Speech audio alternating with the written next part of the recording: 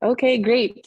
So I'm going to kick things off for our Climate Farm School guest talk today. We are very lucky to be joined by Josh Wise from Frontline Farming.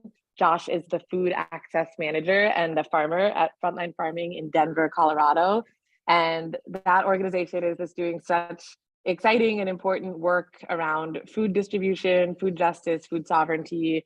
And I had the pleasure of connecting with Josh on a regeneration pollination event, I think, where we were put into a breakout room and talking about what we were doing. And just Josh's passion and energy and his journey to what he's doing now was so energizing and inspiring for me to hear. It made me, I don't know, just have the best energy for the rest of the day. So I was like, he needs to come and talk to our Climate Farm School community about what he's doing. So I'm really excited to have you here, Josh, for the next hour or so and just share what you're doing and have a conversation with our course community that is here. So I will be screen sharing a little bit to share some of Josh's slides. But for starters, maybe Josh, if you want to just elaborate a little bit on your intro and background and frontline farming, just let me know when you want me to pull up the presentation. For sure. Thank you, Lainey. Yeah, it was awesome to talk with you too. I got so much good energy from you and knowing what you guys are doing with the Climate Farm School. So I was excited to come and talk with you. Bear with me. I haven't done too many of these Zoom presentations, so I might be stumbling over my words a bit, but bear with me. And I promise it should be somewhat informative at the very least, hopefully a little bit entertaining as well. So my name is Josh Wise. I actually transitioned recently to the food access lead in our organization to go down to part-time. We have 2 young kids, so me and Lady, we're sharing the struggles Bonded of as trying to parents, work with yeah. yeah, no, with Yeah. 2 young kids. But I started with Frontline back in August of last year, but I have known about Frontline for a long time. I actually did some volunteer work with them 2 years ago when I was taking a permaculture design course through the Denver Permaculture Design course out here. And it's just an incredible place. And the more I've gotten to know what they do there, kind of their ethos, their culture, I've been brought in more and more. My background is a little bit different. I was a social worker for years and years, doing case management, outreach, uh, housing, getting folks benefits. And it's hard. Social work is a very difficult profession to stay long term in, and I knew I needed a change. So um, I started taking different courses. I took here at Denver Urban Gardens.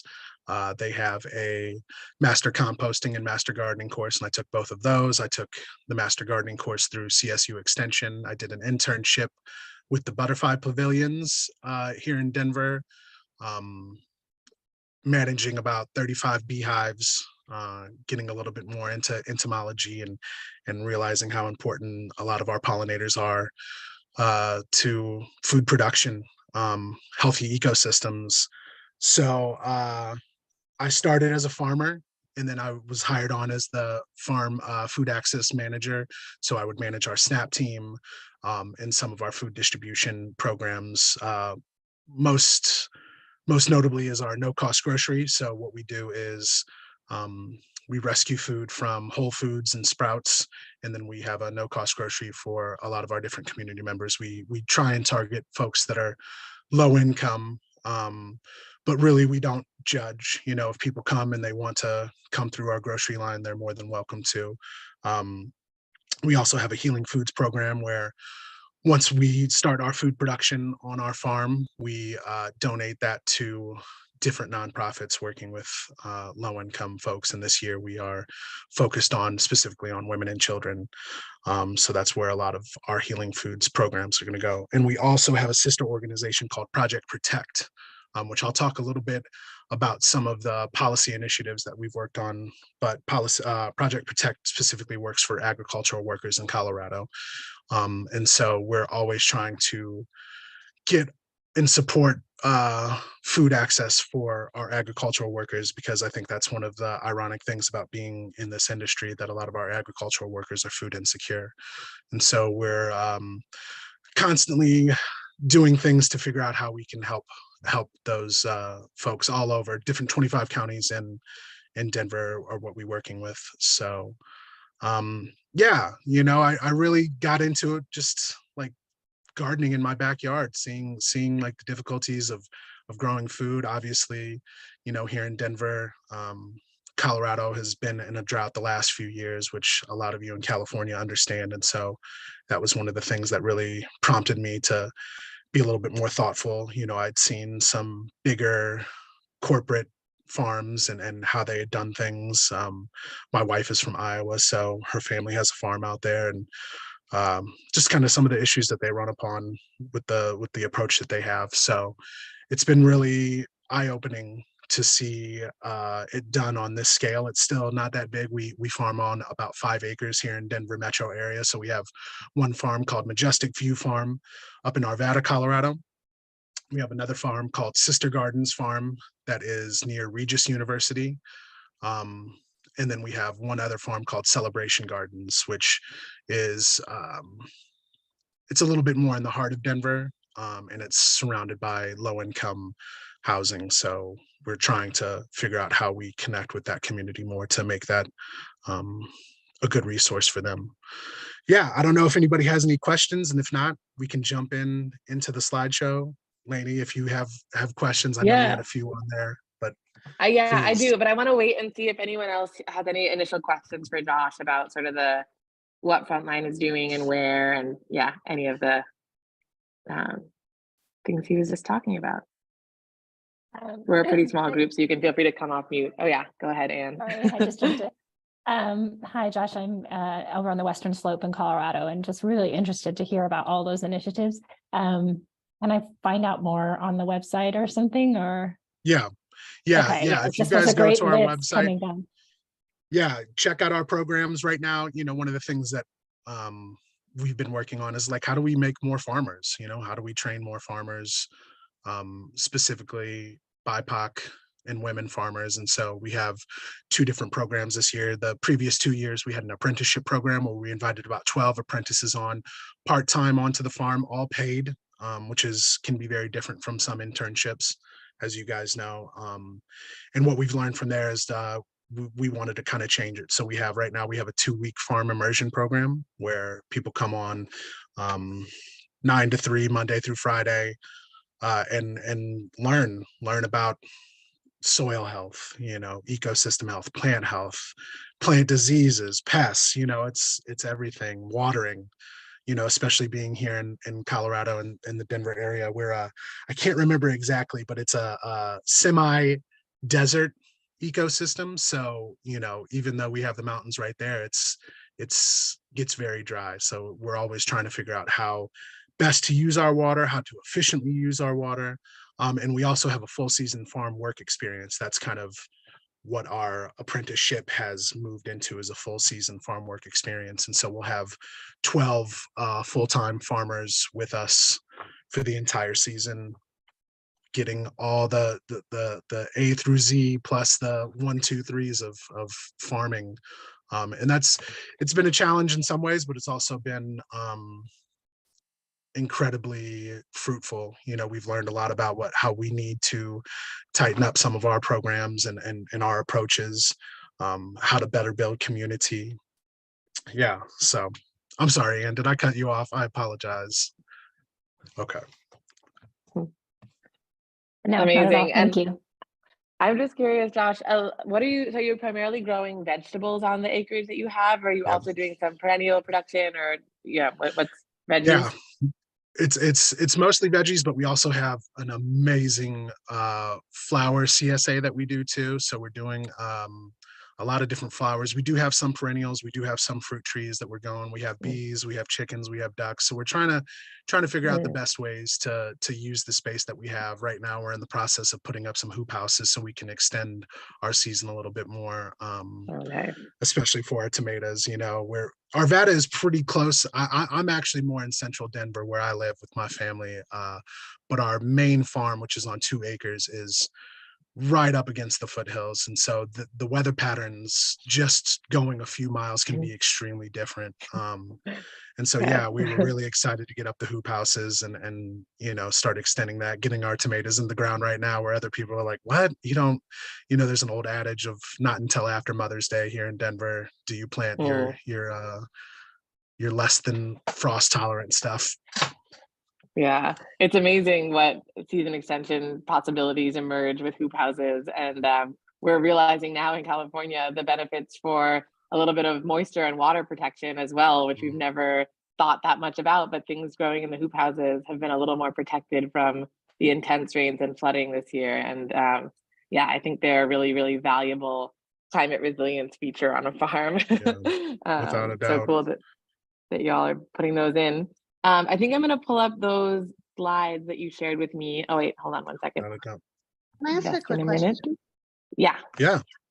So I think the work you're doing and the focus is really inspirational and super cool. I was wondering if like most of the people you're working with is it about like bringing people of color and women into farming, or are you working with folks who are already in farming and sort of like teaching them the skills? I wonder about like, are there a lot of people already who are women and people of color in the farming industry, or is there a problem with connecting people, sort of underrepresented people with the resources to go into farming?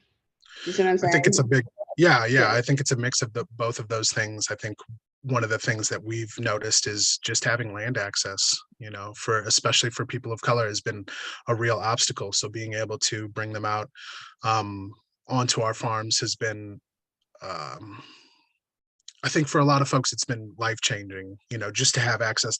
I grew up in an apartment for most of my life, so I never really had any access to any land. So once me and my wife bought our house out here and actually starting to grow things and see what that process is like, and the schools that I went to didn't have any programs that I think a lot of the Denver schools do, focused around gardening and sustainability. And not just growing, right? Like we are a production farm. That is one of our main focuses. We want to grow a lot of good, healthy food, but we want to grow that good, healthy food for marginalized people too, and obviously it's not about identity politics, but it's definitely about who are the most marginal, like you were saying, Michelle, who are the most marginalized community members and how do we support them? Coming out of the pandemic, there was a lot of struggles that people were going through just getting food access. And so I think that's been one of our big things. Is just like how do we make sure that not only is this food accessible, but these sustainable practices showing other people how to do this work, how hard farming is. Farming is not an easy job in any sense. We don't use any pesticides, we don't use any herbicides. So we're out there, weeding every day in the hot July, August, September sun, you know what I'm saying? Like, when we invite people, other groups to come out with us, we want them to stay at least 5 hours so they understand, this is what, and it kind of feeds into our other sister organization, Project Protect. This is what our agricultural workers on bigger farms who are predominantly immigrants are going through on the daily basis. And how do we support them? How do we lift up? I could get into tangents. Me and Lady, we're talking about tangents. I can get into some tangents. So stop me if I'm getting into a tangent. But, I think it's about the value of our culture. We don't value farmers and farm workers and teachers, and so I think of it in that way. Sorry, I got close to a tangent. No, I know. I really appreciate that. And I think as you were talking, Josh, a few stats that are kind of relevant to this part of the conversation is that, and like people really obviously get so much joy and satisfaction out of food production activities as well, even though it is really hard work. It can be really, labor and physically intensive and, tough outdoor working conditions. But it is sort of a fundamental like joy and connection and opportunity for a lot of people. And so when you hear the statistics that I think in the United States, 1% to 2% of farmland is BIPOC owned. The rest is owned by white people. But in urban areas, when I was doing my PhD research in the East Bay of California, of the San Francisco Bay Area, primarily the urban farmers, who are not even counted as farmers in the USDA census, are women and people of color. So like 65% of the people I was interviewing were women and people of color, and they were growing food. They knew how to do that. They got a lot of joy out of it, primarily feeding their communities and working through community gardens and nonprofits, not commercial for-profit farming operations, to do this food production and distribution work that is so needed. So I think those statistics are really interesting. Like, there is a lot of knowledge and interest in farming, but not a lot of land access for many women and people of color. But how do we bridge that with like the rural farming realities and doing this at scale, which is obviously the bulk of the US food system? So I think that's a really important piece to be working on, and doing more training so that there's both a training and then networking effect of like maybe some land access opportunities is a really valuable part of what Frontline Farming is doing. Yeah. So let me see, I'm going to bring up the slides in case that is guiding us a little bit, and then we'll keep going with the Q&A, and we'll bring in Taylor's question about farming in the Midwest as well. But let me just share a little bit of these, and Josh, you can speak through them and let me know if you want me to pause, or obviously feel free to come off mute, folks, and ask your questions as we go. Yeah, give me 1 second, sorry. Oh yeah. So yeah, one of the first things that we like to do is just a land acknowledgement, and here in Colorado, we're in the territories of the Ute, Cheyenne, and Arapaho, and 48 other contemporary tribal nations are historically tied to the lands and waters that make up the state of Colorado. So indigenous peoples' connection to this land has been challenged by violence, disease, treaties, invading settlers, relocations, forced removals, reservation termination policies, and other colonial actions. However, throughout this turbulent history, this land has continued to hold great historical, spiritual, and personal significance for the original land stewards of this region. We acknowledge the legacy of slavery in our region and the enslaved African people whose labor was exploited for generations to help establish the economy of the United States, specifically the production and harvest of surplus crops and land cultivation. An estimated 10 million enslaved Africans were forcibly brought to Americas beginning in the 1500s until 1867. So countless millions of Black people suffered in bondage in the United States, and the economics of transatlantic slave trade and exportation of cotton allowed the United States to position itself as a leader in the global trade for centuries. Our nation continues to profit financially from that exploitation of the descendants of enslaved Africans. We acknowledge the laborers of our steward lands daily, around 50,000 agricultural workers, with many in Colorado and many who are from Mexico, our mushroom growers in the south of Guatemala, and Chilean shepherd herders across the western slope, that many people of the Mexican descent in these places like the San Luis Valley who will tell you with borders that cross them. So, we think that's a part of it, especially when you talk about climate and how our climate has been affected.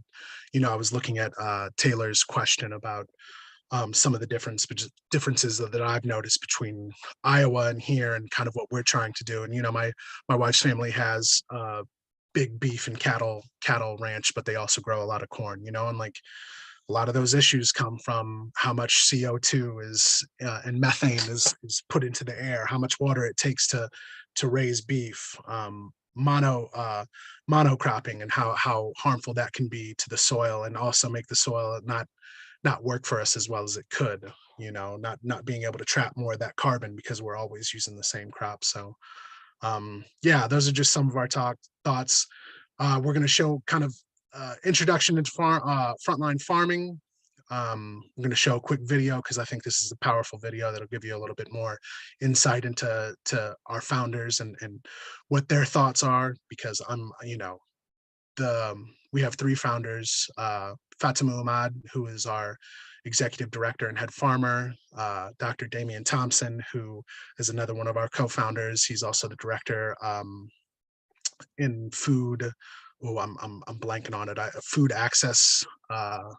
And then we have Jason Auguste, who is another co-founder and our director of marketing. And every time I get to sit with them I'm learning so much, and not just from them either. Like we have a leadership team that has started to grow together for the last 3 years, and they've just continued to push forward with an idea of how do we best support our communities through food production, through land stewardship.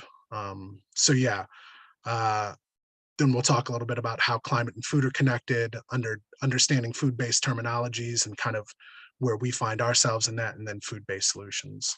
So if you want to go to that next slide, Lainey.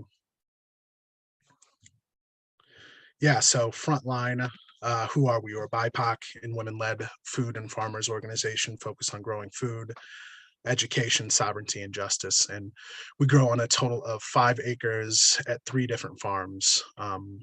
And I definitely encourage you guys to check out our website and see where some of those are, because we're in the heart of it. You know, one of our first garden was Sister Gardens, and that's right across from Regis University. It's a Catholic university here in Denver, and it was started in somewhat collaboration with them. And you know, there were just some challenges, and finally we were able to get that whole space for us. We were able to work with the city of Arvada and also get the land up in Majestic View. I'm not sure. I think there is an effort to get that land for the organization, but I don't know if we've done that yet. But Sister Gardens actually is ours, and we just there's a greenhouse, a large greenhouse that was another organization that was managing that, and we've just been able to get that as well into our land acquisition. So Lainey, if you want to go to that next slide and start that video, that would be awesome. Yes. Okay. And let me know if you hear the sound. If not, I might have to just reshare and make sure I'm sharing sound, but let me see what happens. Can you hear anything? No sound. No. Okay, let me just quickly stop the share and then reshare with sound. Share screen and sharing option.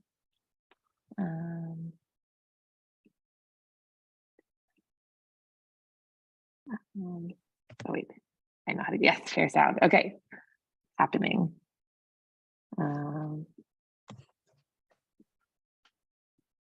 Okay, screen sharing is paused. Why is it paused? Oops. I don't want to pause. Okay, 1 second.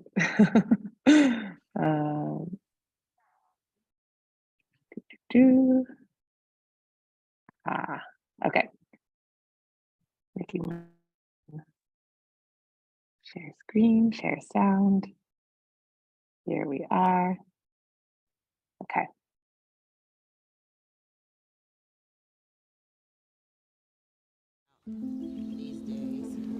Frontline Farming is a farmer advocacy and food justice organization based in the Front Range of Colorado. We are a people of color and women-led farmer organization, and we operate about 5 acres at 3 different farm sites. My name is Fatima Imad. I am the head farmer, executive director, and co-founder of Frontline Farming. Frontline Farming approaches the topic of food through a system of ethics we've developed. We like to think about the work of security, justice, and liberation. So many of our communities have been farming for so long and built the backbone of our food systems here, but are often disenfranchised and oppressed when it comes to access for land and food. One of Frontline's primary philosophies is really supporting the food sovereignty of different communities. So when you're talking about growing or developing an understanding of food from seed to how it's prepared, that is a form of empowerment for many communities. My name is Dr. Damian Thompson. I'm a co-founder, and I'm also the director for the Center for Food Justice and Healthy Communities, where we house our research, education, and policy work. My name is Jocelyn Auguste, founding member of Frontline Farming. I'm Director of Marketing and Media. It's important for us to realize and to recognize that BIPOC farmers have been disenfranchised for a very long time. So this is our first year in our program. We have 6 apprentices who we train, who we pay, who we educate. And it's our goal to kind of turn that around and give BIPOC farmers the opportunity to learn about farming. We're proud of our apprentices, and we are planning to grow our program so we can have more young BIPOC farmers in this nation.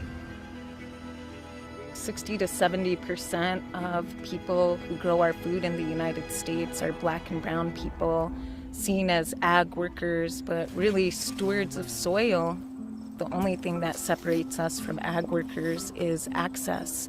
We have a position to stand in to create access and paths for those who do want to do this work and to amplify their voices and give dignity for the very, very hard work and endless work that this is day in and day out.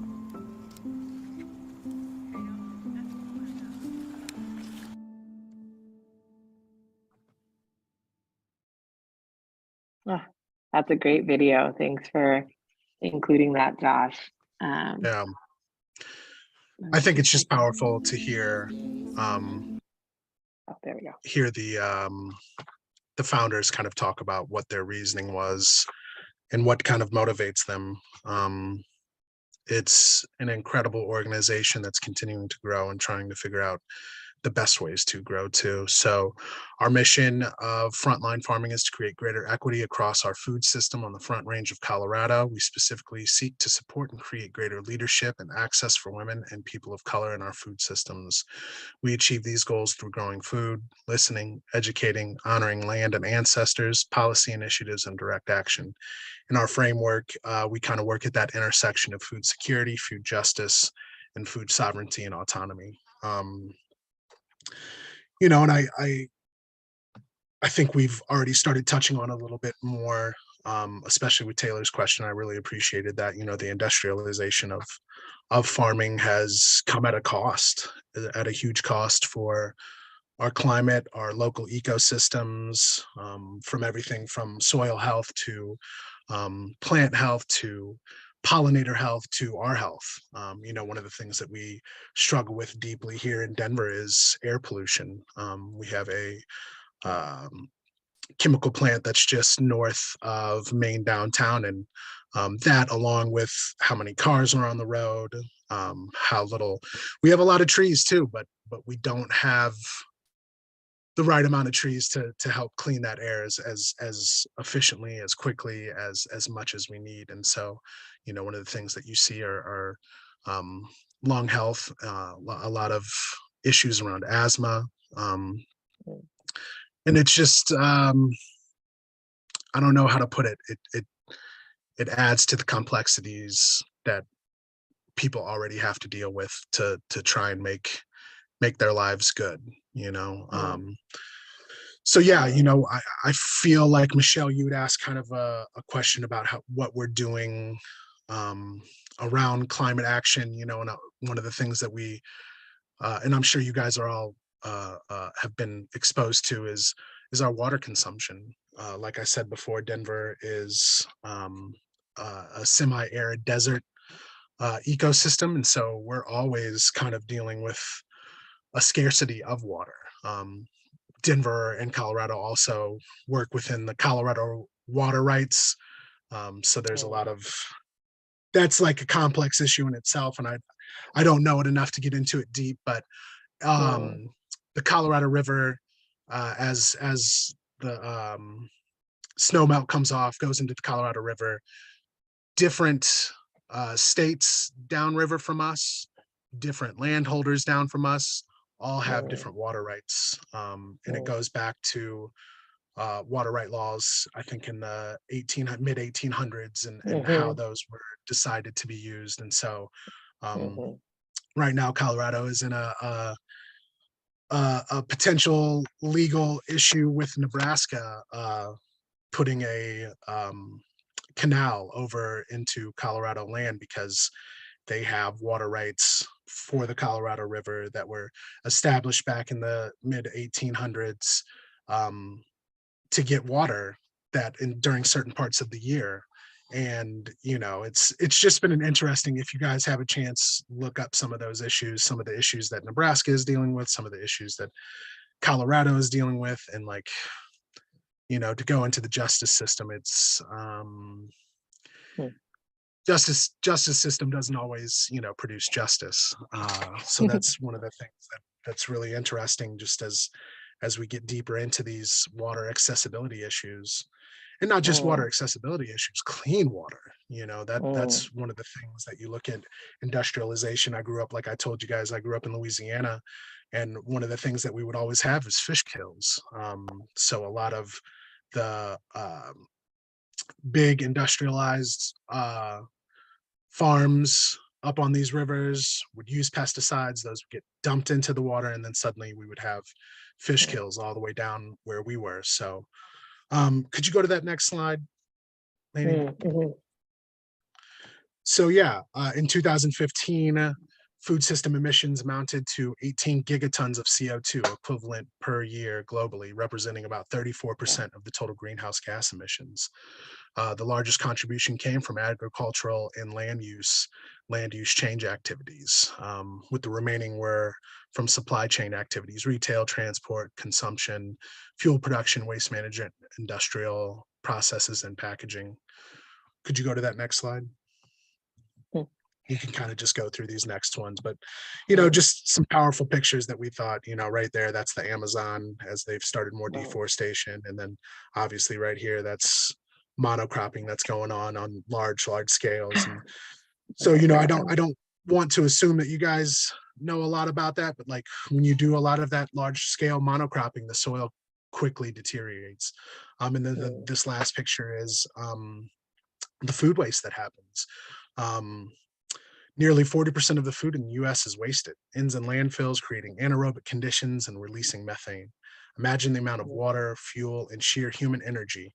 An estimated 4 trillion tons of water and 18% of US farmlands were used, and then all the production of that is wasted.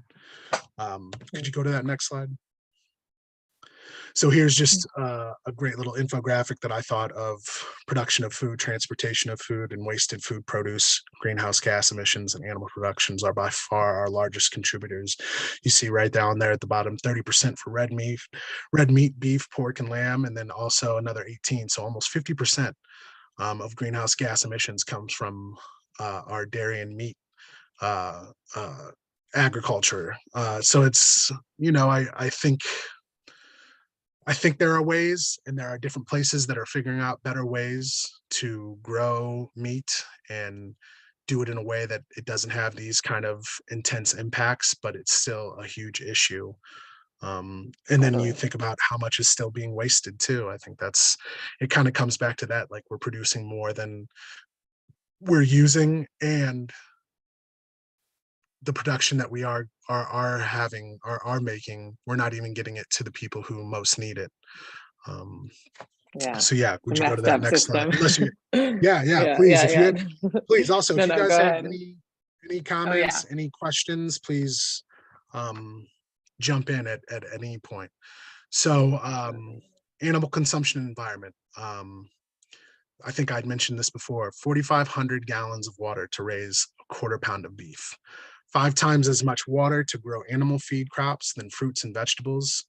Over 17 trillion gallons annually. In Central America in 1960, it was 1,300,000 square miles of rainforest, and now it's 80,000. There's a dead zone in the Gulf of Mexico, about 8,500 square miles, where no fish can go, no life can exist because of agricultural and animal consumption issues there. So yeah, and with a lot of these negative health effects, it's low income people that are kind of experiencing the brunt of those issues. So 3.5 billion people will be struggling with water shortages by 2 years from now. And around the world, women and girls are mostly responsible for obtaining water. And so that all kind of comes from, not all of it, but a huge portion of that comes from CAFOs, so concentrated animal feeding operations. You know, my wife, she has her family out in Iowa. They raise beef, but they also raise pork. And um, you know, you can you know, when you get to a pork farm, you know, the smell of it is just it's kind of ungodly. And a lot of that comes from the methane, you know, the way that they dispose of the excrement, the way they're not using it to kind of revitalize their crops. And so it's kind of this two-edged thing. Their soil and therefore their plants are less likely to be able to capture more of that carbon. And the way that they're disposing of something that could be used as um, a benefit for the soil, they're using it in such a bad way that it's creating more issues globally and even locally for them, with how much methane is in the air. So yeah, Totally. I think that's just a point that I want to like stick on for a second, Josh, because I think when please. you hear about the ills of animal agriculture and just how terrible they are, like I feel like there's this response of like, we just need to end animal agriculture in some places and in some cases. And I'm all about Cory Booker's moratorium on CAFOs because CAFOs are almost universally evil in my mind. But Mhm. a complete end of animal agriculture is also kind of forgetting the important role of those nutrients. Like right now, the Without a system is doubt. out of balance. We have too many nutrients. We're producing too much methane, and the manure from pork and beef operations is not being well utilized. But in balance, it is this really valuable organic source of fertilizer and amendments that's not, you know, fossil fuel based or chemical fertilizer company produced. So having that manure from cows and pigs that are raised in, you know, more holistic or diversified operations, it's such a valuable farming input to organic systems or smaller scale systems. Like a lot of urban farmers in the East Bay look for chicken manure that or even waste from the Oakland Zoo that they can compost and add to their soil health practices. So yeah, it's not like this is universally bad. It's just totally out of balance, the way we're raising animals. And yeah, we have a massive composting operation on our Majestic farms. Mm, You know, oh, cool. one, right, you're controlling costs too by being able to compost right on site, use all that compost.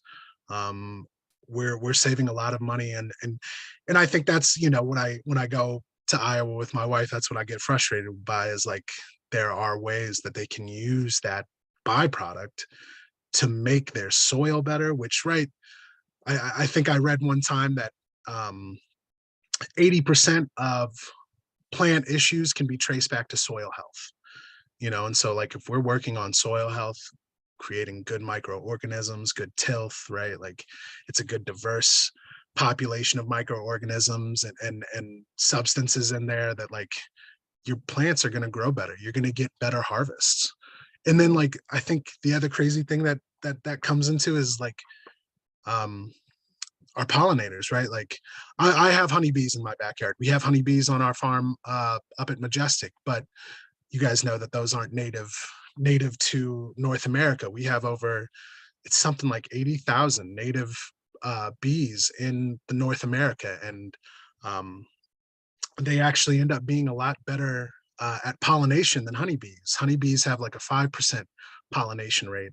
Our local native bees have some, it's like 90 to 95% pollination rate. And basically what that means, if they're visiting 100 flowers in a day, honeybees can pollinate about 5 of them, where our local, you know, native North American bees can pollinate 95 of that 100 that they visit. So I think that's another place that, you know, you start seeing it, especially in almond. I know in almond orchards in California, they bring out a lot of honeybees, but they're starting to move a little bit more towards uh, um, native bees. So if you guys have any inclination, look a lot of that up. We've tried to do a few different things just at, and I'm talking about in our backyard, of making sure there's more flowers readily available early in the season, late into the season too, right? Like diversifying our crops that we're growing just at home, because that means they're going to have nectar flows for most of the year.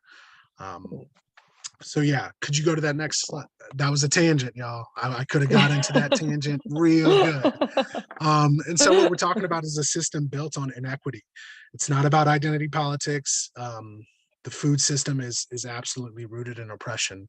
The modern food system is inseparable from the legacy of slavery and the 20th century forms of racism and oppression. This includes indentured laborers from Asia, Black sharecroppers in the South, and undocumented migrant workers who currently make up 50 to 80% of farm labor in the US. Poverty is the main issue in food access. 23.5 million low-income Americans are located 1 mile away from a supermarket. African Americans are held as as likely to have access to large supermarkets. Latin Americans, a third as likely.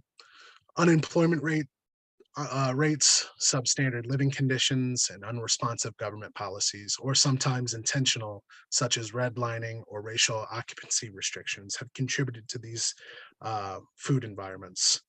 These factors correlate with the worst health outcomes of these groups. So I think one of the things that we're always kind of trying to figure out at Frontline is, how do we make amends for this? How do I make amends for this? It's a constant question we ask ourselves, and how do we move forward with our own privileges and recognition that we do not want to contribute to oppression of others or ourselves. Could you go to that next slide? So now we're going to talk a little bit about food security. Could you go to that next one? Sorry. Oh yeah, no, you're good. So food security is access-based programs responding to acute needs. It's not meant to end hunger, but access by all people at all times to enough food for an active, healthy life, and at a minimum includes the following: readily available or nutritionally adequate and safe foods, and the assured ability to acquire personally acceptable foods in socially acceptable ways. So we also have a SNAP sign-up program at Frontline. I'm sure you guys have seen the different things. That March was the end of the the pandemic max allotments for SNAP. And so that what that means, basically a family of 4, their SNAP benefits went down by $360 a month. And you guys know, like, that's life or death for some people. For elders, it went down by $100 a month. And so it's, yeah, we're trying to figure out the best ways to put our effort into making sure that there's food security for the folks within our communities. And so I could go into more SNAP if you guys would want me to, but SNAP is basically the old food stamps program. That's what it's called now. And if you go to that next program or the next slide, I can tell you a little bit more about some of the programs that we have. So we have a no cross grocery. Back in 2022, we rescued 16,000 pounds of groceries and prepared food from Save-A-Lot, Whole Foods, and Sprouts, feeding 8,100 individuals. We donated 2,300 pounds of food to social service organizations aligned with our mission. And like I was talking with our sister organization, Project Protect, we helped distribute over 500,000 pounds of food to ag workers across 25 counties. And then with our SNAP reach, again, these are a lot of last year's. We've already surpassed how many people we've helped sign up for SNAP, but our SNAP reach, we assisted 117 families to complete their SNAP applications and a total of 374 individuals. If you And go Josh, to that next, question, yeah, please. just a quick question about the SNAP efforts that you all are working on. Are you also trying to do something that enables some smaller farmers to accept SNAP payments from people so that people can access food? Great. I totally was jumping over that. We actually did a SNAP farmer training at the beginning of March to help farmers know how they needed to kind of fill out what paperwork, what they needed to do to be able to accept SNAP.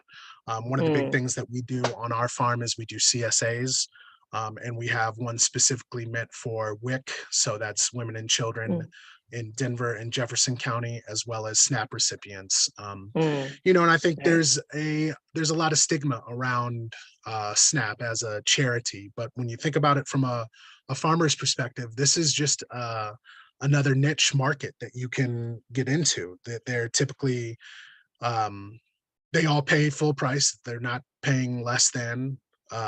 This isn't a donation on the part of the farmers. So this is just another way to also be able to move your produce, right? Like all the hard work that's being done on the farm throughout a season. If you're not finding people that are buying it up, and you can offer it to another community, and it's through one of these programs like SNAP or WIC or if you accept SNAP, you're also accepting EBT payments. So that's another way of just being able to move some of your produce, get paid for what you're doing, and divert a lot of that produce that might, go bad and have to be composted anyway, or be thrown out in some cases.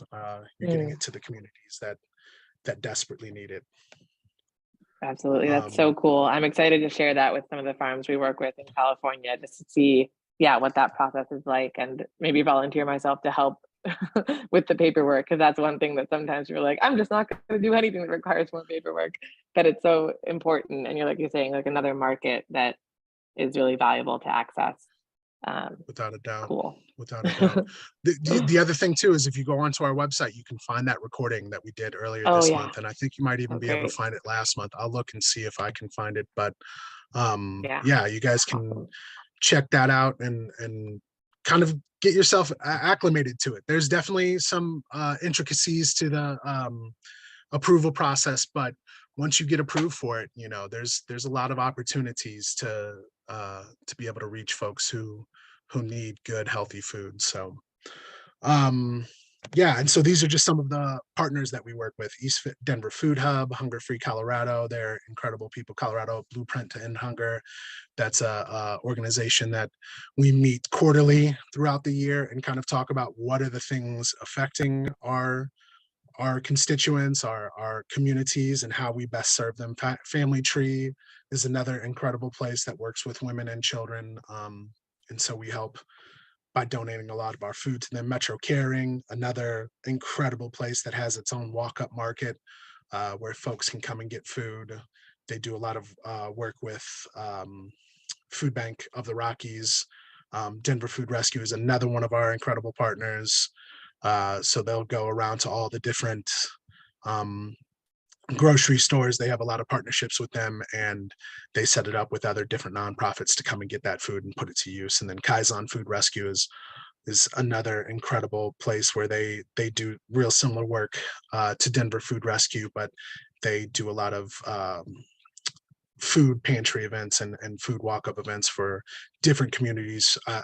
Man, I'd have to say they're in Monday through Friday, they're doing a different food distribution event, and sometimes they're doing it on the weekends as well. So check out all these places, especially if you're trying to figure out how you can engage in some of this work in a way that's uplifting. There's a lot of ways that you can be a nonprofit and kind of be in that industrial complex of nonprofits where you're just kind of trying to be another cog in the wheel, but these places that we work with are definitely trying to disrupt that system. So could you go to that next one, Lonnie? And if anybody has any questions or anything, just jump in. Awesome. I know I'm gonna jump in like a couple minutes just before we get to the top of the hour, because I have a question, but I'm really enjoying all of this that you have to share, and I'll make sure that the slides are available to folks. So go ahead. Also, I apologize. Quick question. Oh yeah, great. Oh, sorry. Go on, go for it, Mike. Just kind of building off of what you just said, like you found these organizations that are really kind of doing things in the right way, and I was just curious, kind of like how you identified that. Some of the stuff you've gone over, I just finished reading Farming While Black, and they had a kind of similar network in the New York State area and things like that. But I'm wondering, I guess, how do you identify those partners, and is there anything kind of connecting from state to state? Like, is there a larger sort of effort to, coordinate food justice across the country, et cetera? I don't know of something that's larger, trying to coordinate some of that food justice stuff, but it's an intense process that we go through because we're really trying to evaluate the places that we partner with. So we need to know that they're trying to work on not just diversity and inclusiveness work, but also like decolonization. You know, how are they bringing in their partners? How are they accessing their some of the partners that they're working with besides us, and like what is the standards that we're all holding each other to? And it's hard because I mean we're all working within this capitalistic system that really is about exploiting others to get your own end goal. So that's something I'll ask our executive director and our leadership team to, Mike, and try and get back to you. So if I'm just getting it right, how do you identify partners that are focused on this food justice? Yeah, yeah. Yeah, I And know. then I'm also curious there's a about that as national, well. We can talk more. Yeah, we can talk more, Mike, during the course, and also the national efforts. I mean, my hunch is that doing this work is so you're doing it locally, so you're automatically trying to connect with a local network, and that's super valuable. And so then like this meta like network of networks or national connection of regional and statewide efforts seems like it's another valuable layer, but I am also not like super familiar with what that might be, where it's like regional systems coming together that I see in a couple different places that I've worked. yeah. Yeah, no, thanks for the question. So yeah, the next slide is kind of about food justice, and I kind of think it fits into some of the things you're asking about, Mike, because I mean, like, we're in this system that we understand is absolutely unethical and not right, but we also know that like to get to the places that we need to petition to that system. So appealing to the system as it is. I love this quote from Audre Lorde: "For the master's tools will never dismantle the master's house. They may allow us to temporarily beat him at his own game, but they will never enable us to bring about genuine change." So it's really big about communities exercising their right to grow, sell, and eat fresh, nutritious food. There's a book. Oh man, Lainey, I think you and I were talking about it. Yes. You guys might really like this: Indigenous Food Sovereignty in the United States, Restoring Cultural Knowledge, Protecting Environments, and Regaining Health. It's like every page I go through, it's just chock full of indigenous wisdom. You know what I'm saying? To how we should be looking at sovereignty, food sovereignty, especially land sovereignty, how all those things interact with one another. And I think that's, you know, that's what we at Frontline are trying to figure out how best to do. You know, that like we're ever growing and evolving too. You know, we are not static. We're always trying to figure out the best ways to invite more community members in, you know, figure out where are the shortcomings that we have and how do we address some of those things. So yeah, it's a challenge, man. It's a challenge constantly. Can we go to that next slide, Lainey? Yeah, of course. So yeah, this is kind of what I was talking to you guys about earlier. So we did the SB State Senate Bill 21087 concerning agricultural workers' Bill of Rights. And so about 40,000 agricultural workers, 65 to 73% of them are BIPOC, including Latinx immigrants. And it was to improve the conditions and ensure agricultural workers in Colorado had the same basic protections as other workers, being able to join unions, getting paid at least the state minimum wage, and they were eligible for overtime pay. Some of the other things within that were having bathrooms on site, which was not a requirement before, having water on site and accessible water on site, having breaks.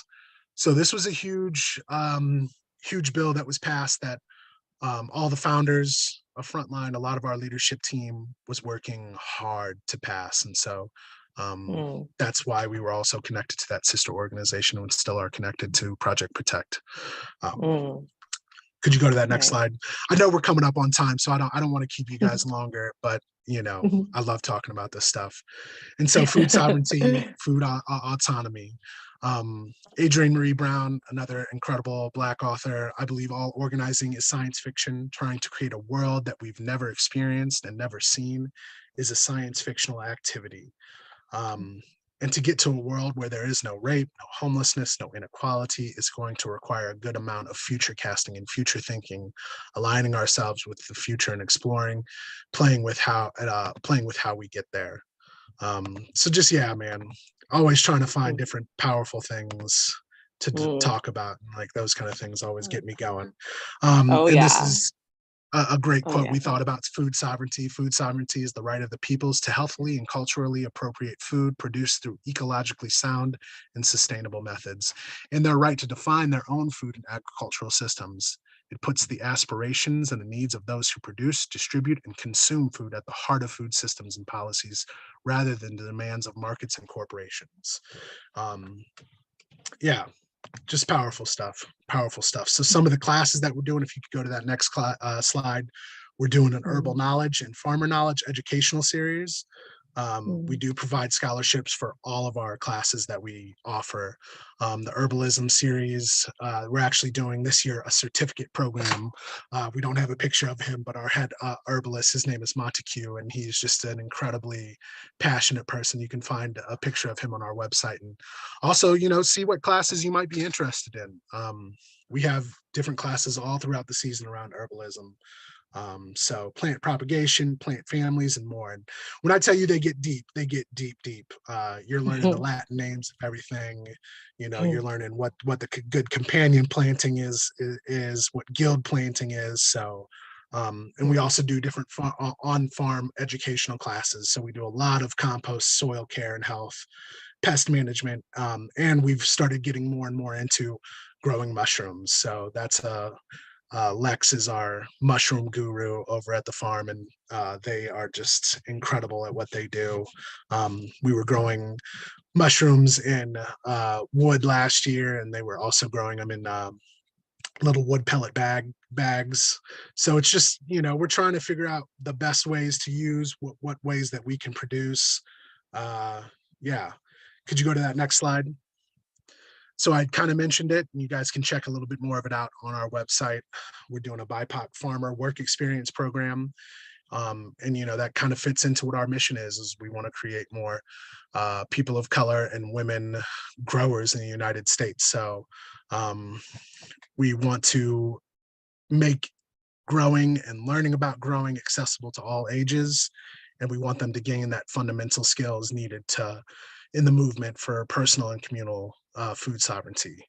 So in 2022, we admitted 12 apprentices. This year, we have 12 in our work season-long experience, and we also have 12 for our 2-week immersion program. And so that's hands-on learning with partner organizations, field trips, community meals, storytelling, and much more. And if you go to that last slide, it's kind of just some reflection questions. I know we don't have a whole lot of time, but just something to, oh, lady, look at that sweetness. I just saw that I know, talking about parenting shuffle going on real time. I can hear my daughter upstairs right now just screaming her butt off. But yeah, where do these terms make sense in your life? Where do you feel you are working at these intersections as a teacher, as a professional, as a family member, as a human? And why is it important to understand some of these concepts? So yeah, that's kind of the presentation. We had one more slide on there, but I think, some of the things, I didn't take some of those slides out for this presentation, but we could talk some thank more. you. Yeah, Absolutely. Josh, I was just thinking, I'm like, oh my gosh, we're going to need to have you back for a follow-up conversation if you're open to it, because for sure. you just laid out some amazing information and terminology and just approaches to doing things very differently than business as usual in the food system. And I don't know, I'm personally excited to keep this conversation going. I want to be respectful of your time and everyone else's time, and just say like a big thank you, and feel free to sign off if you need to. But yeah, Josh, thank you so much. And I look forward to kind of inviting you back and just maybe having like the Q&A portion kind of continue to unfold. For sure. Yeah. Yeah. More do. than welcome. If you want to share my email, Lainey, please do. I think the other thing that would be great. Me and Lainey talked about a lot is like what you guys are doing right now, creating these networks, creating these communities, creating these learning communities is so vital, because this is the only way that we're going to kind of keep moving forward, pushing the bounds on what we can create. So thank you guys for having me, and please reach out if you have any questions. Definitely check out our website. If you do have any ways that you want to get involved with us, there are plenty of options. So Amazing. Yeah, thank you so much. We'll engage in this conversation further. It's really important. And I appreciate your time today so much. And yeah, stay tuned for a follow-up. This is For good sure. stuff. Thank you all For for sure. joining. Yeah. Sorry, And I'll I share Josh's rambled too email. long. No, Peace, this y'all. is, I mean, it's great. It's all part of it. Yeah, well, I'll share Yeah. Josh's contact and we'll keep it going. Thank you all All right. so much. Thank you, lady. Stop the Talk to you. recording.